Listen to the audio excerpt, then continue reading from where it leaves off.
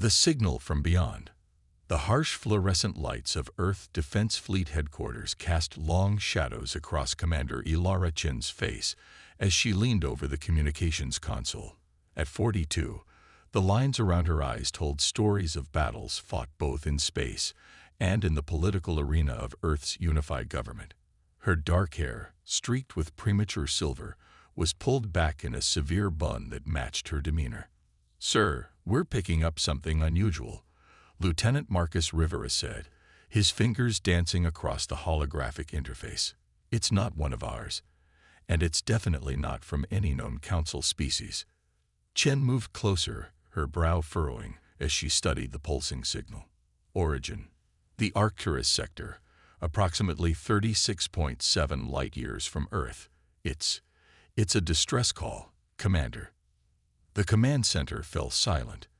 In the 15 years since humanity had ventured beyond their solar system and discovered the Galactic Council, a loose confederation of spacefaring species, they had been kept at arm's length. Humans were classified as Deathworlders, evolved on a planet with high gravity, extreme weather patterns, and deadly predators. While most Council species evolved in gentler environments, humans were built to survive conditions that would kill most sentient beings. "Play it," Chen ordered, her voice cutting through the tension. The signal wavered before resolving into a series of musical tones that the translation software struggled to interpret. Finally, words formed. "To any who hear this, we are the Talon. The Vorax Empire destroys our worlds without mercy. Our children die. Our history burns. The Council abandons us. Please, anyone, help us." Coordinates followed, then the message repeated. Chen straightened, her decision already made. "Get me Admiral Hernandez and the Defense Council. Now." "This is madness, Commander." Counselor Williams slammed his fist on the polished table in the Berlin headquarters of Earth's Defense Council. "The Galactic Council has made it abundantly clear that human military vessels are to remain within our designated borders. They fear us, Chen. They've rejected our offers of mutual defense 3 times. Admiral Hernandez, a weathered man with dark eyes that had seen humanity's first stumbling steps into interstellar politics, leaned forward. "And yet someone out there needs our help, Counselor. Someone we know nothing about," Williams countered. "For all we know, this could be a trap. The Council species call us violent primitives behind diplomatic smiles. Why risk our ships and our people for aliens who despise us?" Chen remained standing, her posture rigid.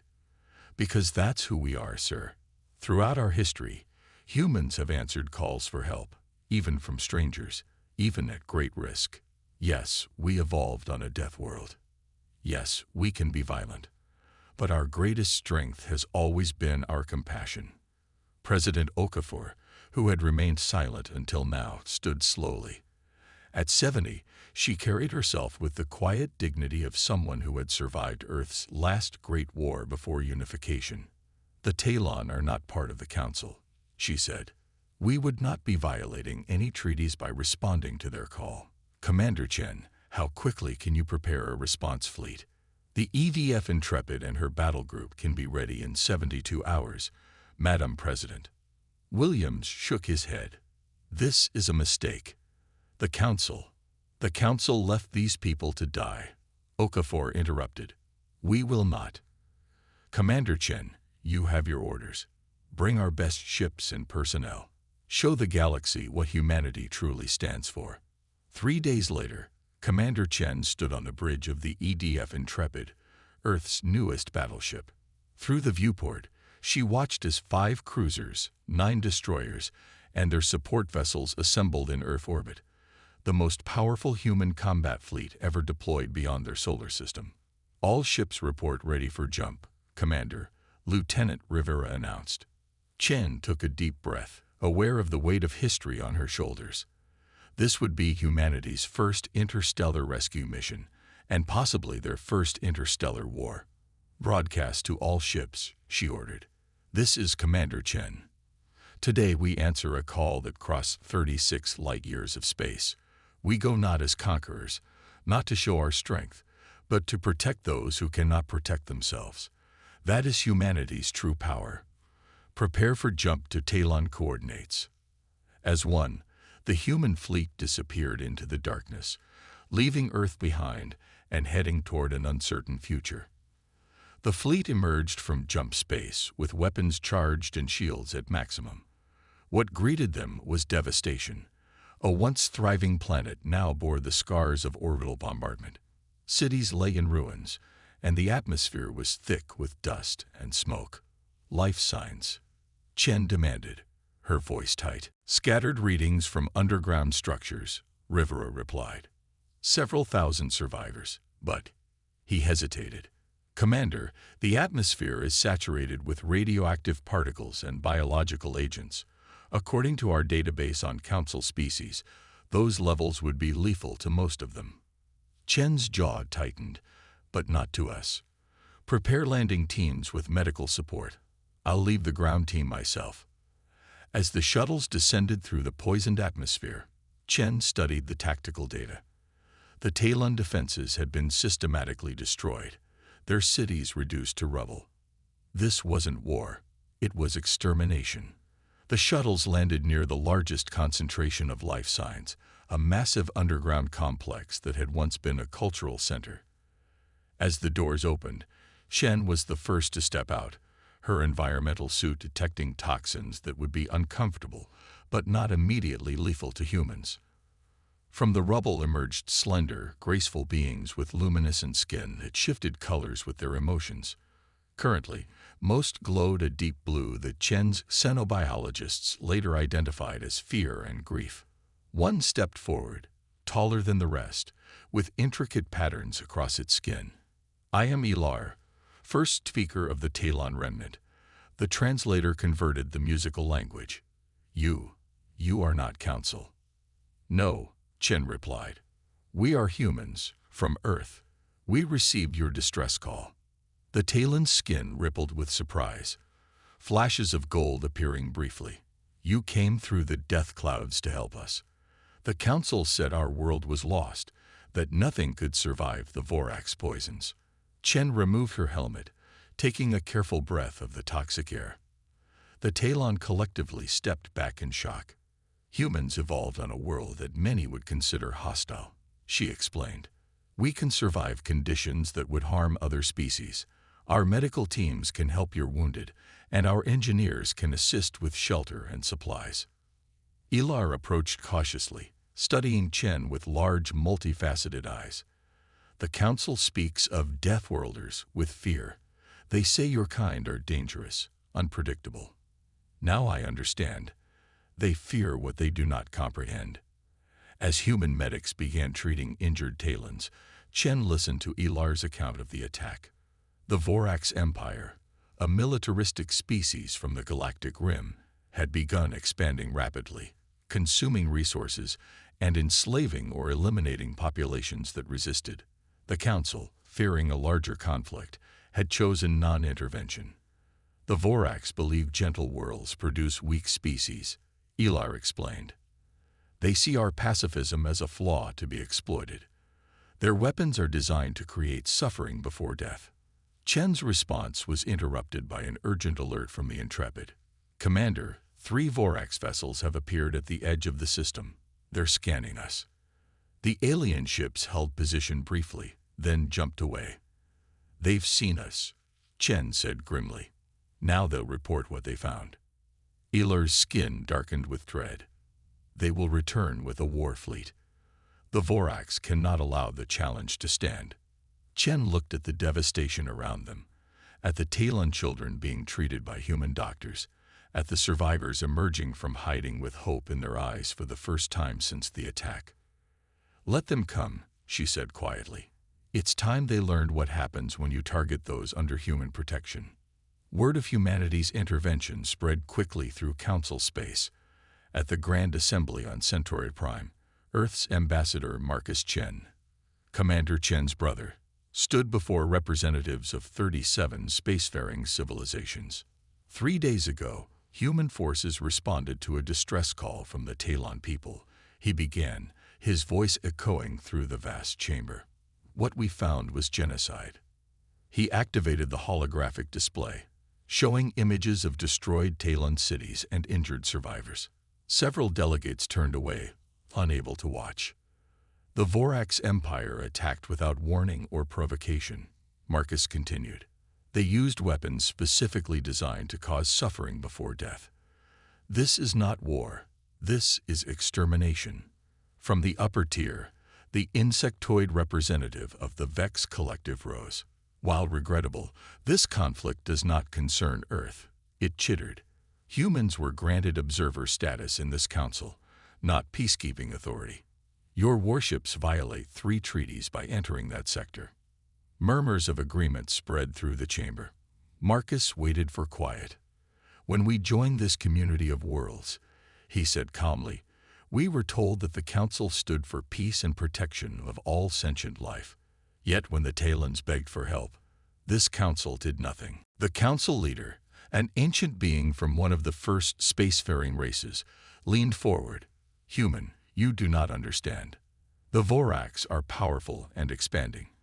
Intervention could spark a war that would engulf dozens of systems, and allowing them to destroy peaceful worlds one by one is better. Marcus challenged. The Talons had no weapons. They were artists, scholars, healers. Now half their population is dead. A small purple-skinned delegate stood. We fear what comes next. Humans evolved on a death world. Your biology is designed for violence in ways ours is not. If we authorize human military action, what happens when the fighting ends? Will you leave or stay as conquerors? Marcus looked around the chamber, understanding their fear. Humans were newcomers to the galactic stage, and their history of internal warfare was well known. You fear us because we are different, he acknowledged, because we can survive conditions that would kill most of you. But strength can protect as well as harm. He displayed new images, human medics treating Talon children, engineers rebuilding shelters, ships distributing supplies. My sister, Commander Chen, has ordered our fleet to defend the remaining Talon worlds until this council acts. We do not seek permission to fight. We seek your support for those who cannot fight for themselves. The chamber erupted in debate. For hours, species argued while Marcus waited patiently. Finally, the council leader called for silence. We have received disturbing reports, the ancient being announced. Vorax forces are moving toward the main Talon homeworld. Their fleet size suggests they intend complete destruction. The leader paused, ancient eyes studying Marcus. This council hereby grants limited authorization for human defensive operations to protect Talon civilians. No offensive actions against Vorax territory are permitted. It wasn't everything Marcus had hoped for, but it was enough. As he left the chamber, his communication device signaled. It was his sister. How did it go? Ilara asked. We have authorization to defend, not attack, Marcus replied. But I also learned something important. The Vorax have never faced resistance from a Deathworld species before. Ilara was silent for a moment. Then they're about to learn a painful lesson about picking fights with the wrong planet. As if on cue, the alarm klaxons aboard the Intrepid began to sound. The Vorax fleet had arrived. Deathworlders unleashed. The bridge of the EDF Intrepid hummed with controlled tension as Commander Chen studied the tactical display. 12 Vorax warships had appeared near the Talon homeworld, their weapons already powering up for bombardment. Status of Talon defenses, Chen demanded. Lieutenant Rivera shook his head. Minimal, Commander. Their planetary shield is at 40% capacity after previous attacks.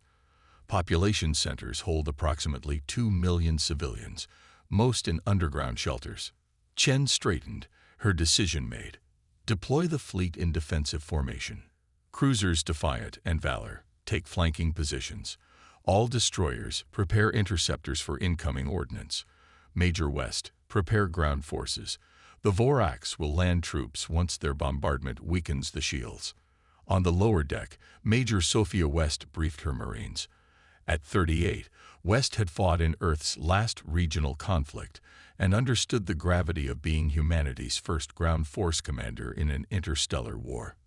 "The Vorax have never fought humans," she told her troops, her voice steady.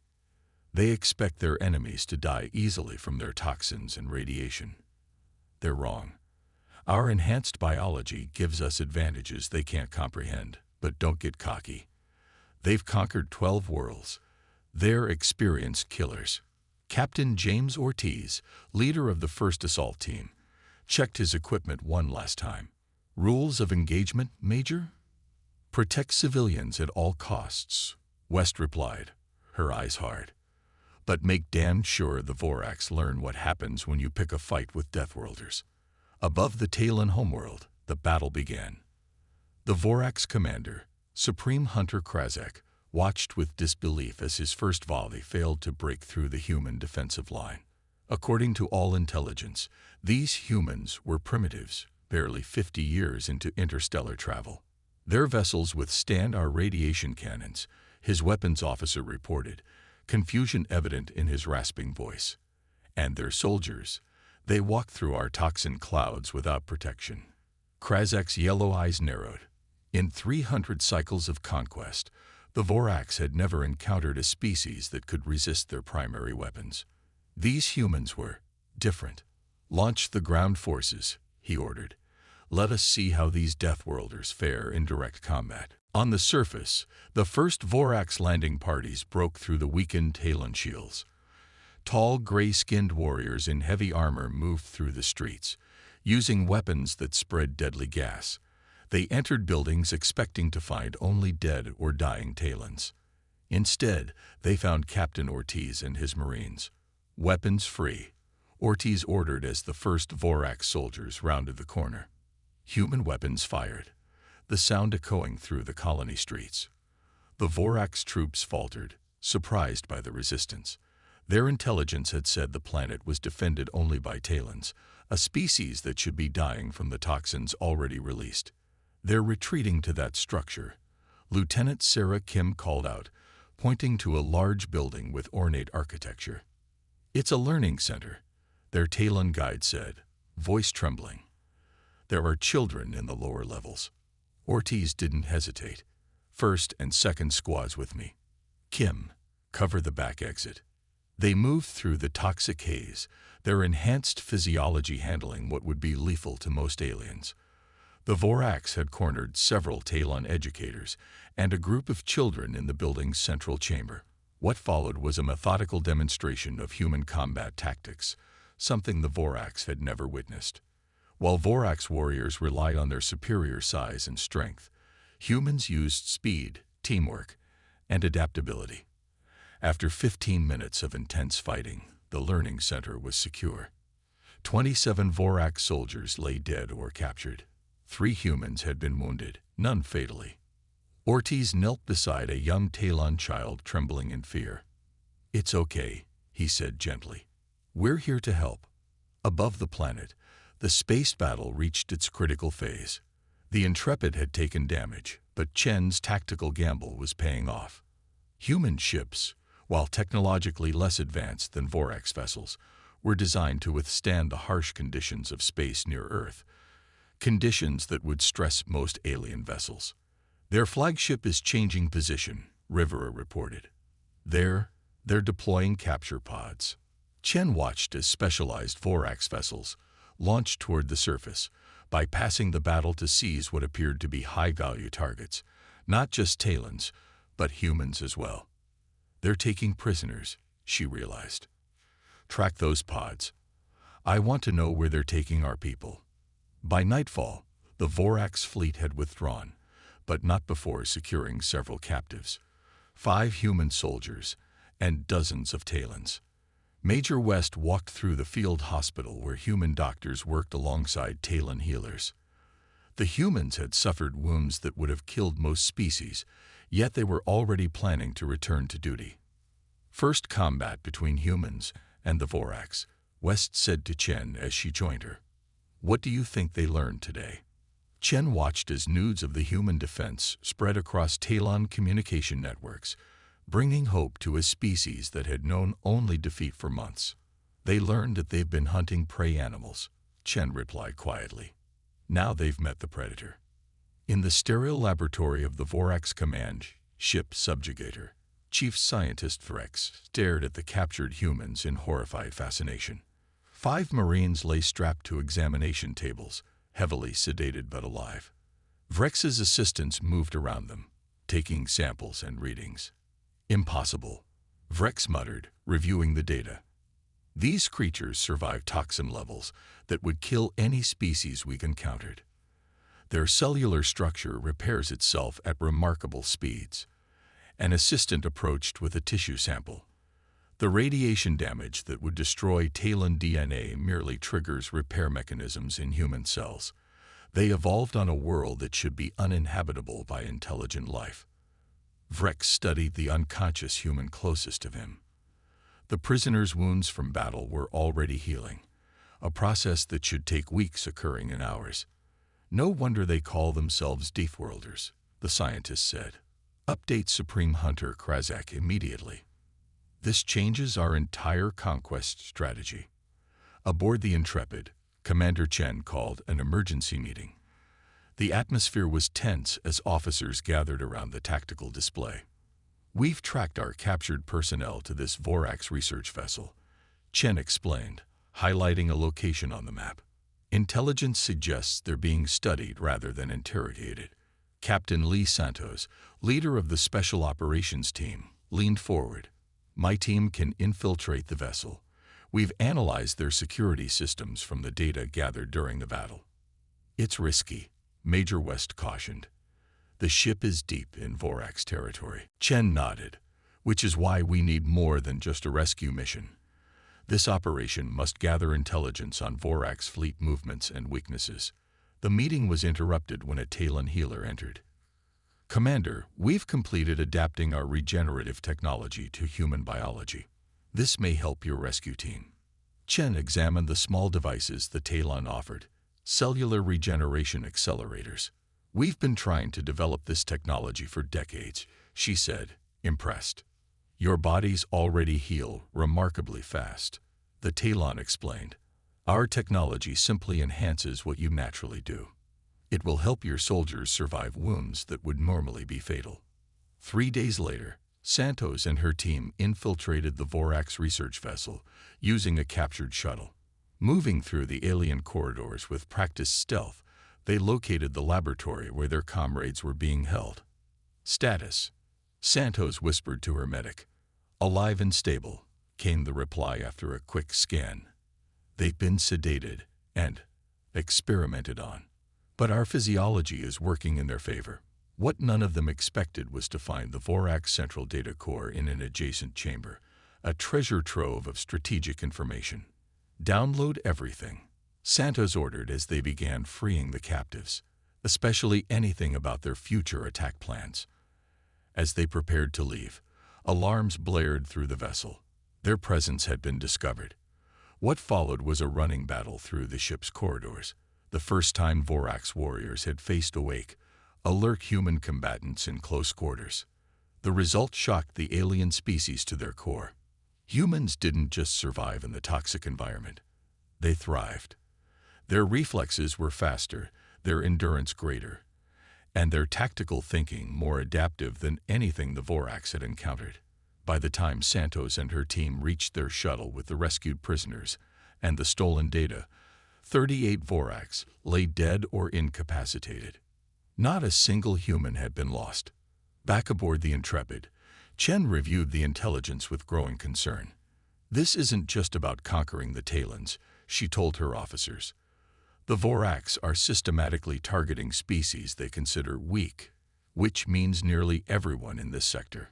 According to this data, they plan to attack 7 more worlds within the month. The Council won't act in time, West said grimly.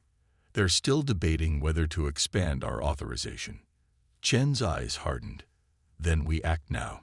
Prepare the fleet for jump to these coordinates, the Vorax staging area. We're going to hit them before they can launch their next genocide. That exceeds our authorization, Rivera pointed out. Sometimes doing the right thing means breaking the rules, Chen replied. I'll accept full responsibility.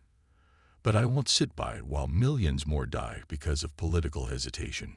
24 hours later, the human fleet appeared at the edge of the Vorax staging system. What they found confirmed their worst fears: a massive armada preparing for assault, with weapons designed specifically for maximum civilian casualties. They're not expecting us, Chen noted as they approached undetected. Target their command vessels and weapons platforms first. We won't get a second chance at surprise. The battle that followed would be studied in military academies across the galaxy for centuries. Outnumbered 3-1, the human fleet executed maneuvers that the Vorax combat computers couldn't predict. Earth ships took damage that would have crippled vessels from other species, yet continued fighting. On the Vorax command ship, Supreme Hunter Krazak watched in disbelief as his carefully constructed war machine began to fall apart. How? He demanded as another cruiser exploded. They are barely out of their gravity well. They should not be able to withstand our weapons. His tactical officer had no answer. The humans fought like nothing they had encountered, not just with technology, but with a ferocity and determination that bordered on the supernatural to Vorax understanding. The battle reached its climax when the Intrepid, heavily damaged but still operational, executed a daring maneuver that brought it alongside the Vorax flagship. As kinetic weapons fire tore through the alien vessel's shields, Commander Chen opened a direct communication channel. This is Commander Ilara Chen of Earth Defense Fleet. Your genocidal campaign ends today. Surrender your forces or be destroyed. For the first time in Vorax history, a surrender order was given. 1 month later, Chen stood beside Ambassador Marcus Chen in the Galactic Council chamber. The mood was somber as representatives from 37 worlds considered the aftermath of humanity's intervention.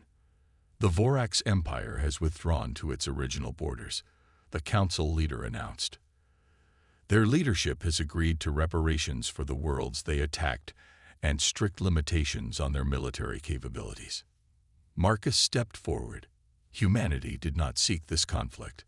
We answered a call for help from a peaceful species facing extinction. In doing so, we prevented the deaths of millions more. We ask only that the Council reconsider its policies of non-intervention when genocide occurs. A new representative rose, Elar of the Talon, now granted observer status. My people owed our survival to humans. The Council feared them because they evolved on a death world, because their bodies and minds are adapted to survive conditions we find horrifying. But we have learned that sometimes it takes those who understand death to be the strongest defenders of life. Slowly, the Council's perception began to shift. Humans were still Deathworlders, still strange, still potentially dangerous. But perhaps some species began to realize that was exactly what the galaxy sometimes needed. As Chen prepared to return to Earth, Ilar approached her with a small crystalline object. This contains our complete medical database, the Talon explained, including our regenerative technologies, the beginning of a true alliance between our peoples. Chen accepted the gift with a nod. And the beginning of a new understanding in the galaxy, I hope. That strength doesn't have to mean conquest. It can mean protection. The Deathworlders have become life-bringers, Ilar agreed, its skin glowing with hope. Perhaps that is the greatest evolution of all.